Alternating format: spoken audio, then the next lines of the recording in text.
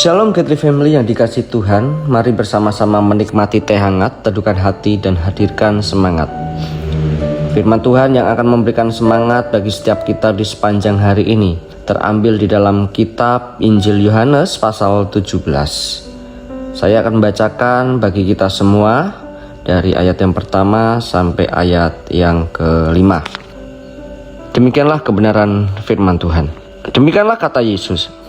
Lalu ia menengadah ke langit dan berkata, Bapa, telah tiba saatnya. Permuliakanlah anakmu supaya anakmu mempermuliakan engkau.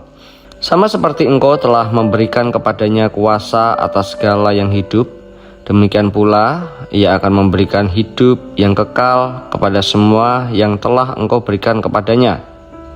Inilah hidup yang kekal itu, yaitu bahwa mereka mengenal engkau, satu-satunya Allah yang benar, dan mengenal Yesus Kristus yang telah engkau utus. Aku telah mempermuliakan engkau di bumi dengan jalan menyelesaikan pekerjaan yang engkau berikan kepadaku untuk melakukannya. Oleh sebab itu ya Bapa, permuliakanlah aku padamu sendiri dengan kemuliaan yang kumiliki di hadiratmu sebelum dunia ada. Dan seterusnya. Dari family yang dikasih Tuhan, sebagai orang percaya, kita memahami bahwa doa sebagai komunikasi manusia dengan Allah. Kadang kita bergumul perihal bagaimana kita dapat menghidupi doa kita. Sebagai umat, kita pun bertanya, bagaimana seorang imam besar mempersembahkan korban bagi umat yang memastikan bahwa korban itu diterima Allah. Dalam doa terakhirnya, Tuhan Yesus berbicara dengan Bapa yang mengutusnya.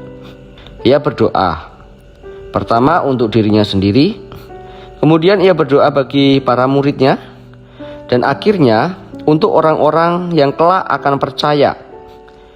Tuhan Yesus memohon kekuatan dari Bapa supaya ia dapat memuliakan Bapa melalui jalan salib, yaitu peninggiannya. Penyelesaian tugas ini menjamin hidup kekal saat orang percaya mengenal satu-satunya Allah yang benar dan Tuhan Yesus yang diutus oleh Bapa.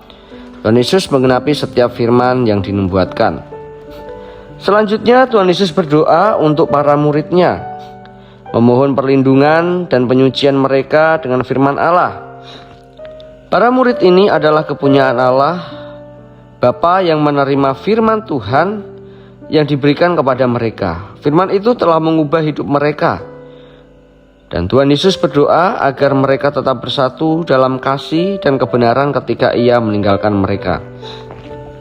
Dan pada akhirnya Tuhan Yesus berdoa untuk semua orang percaya di masa depan, memohon agar mereka dapat mengalami kesatuan ilahi. Ia berdoa agar mereka mengenal kasih Tuhan dan realitas hidup yang kekal melalui dirinya. Getri family yang dikasih Tuhan, Yohanes 17 ini mengungkapkan inti misi Yesus, yaitu rekonsiliasi, kesatuan, dan hidup kekal. Doa Tuhan Yesus sebagai imam besar bukan hanya menyatukan kita dalam persekutuan dengan Allah dan sesama, melainkan juga menantang kita untuk merenungkan hubungan kita dengan Tuhan dan dengan sesama saat ini. Mendorong kita untuk hidup dalam kasih dan kesatuan sebagaimana Kristus telah memberikan teladan bagi kita.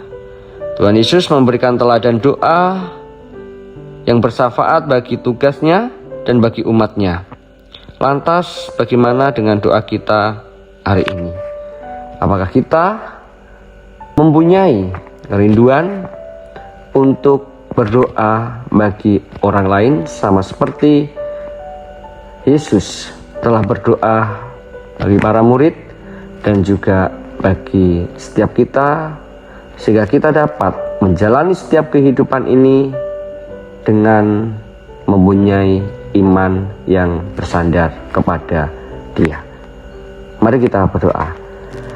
Bapa di dalam surga, berikan kerinduan di dalam hati kami untuk peduli terhadap orang-orang yang ada di sekitar kami, sama seperti Engkau yang telah peduli kepada kami, sama seperti Engkau yang telah memohonkan belas kasihan kepada Allah bagi kami. Ketika kami boleh merasakan kasih yang setia itu, kasih yang sempurna itu maka ajar kami untuk mau peduli kepada orang lain. Terima kasih Tuhan Yesus, Engkau telah memberikan satu teladan yang begitu nyata di dalam hidup kami.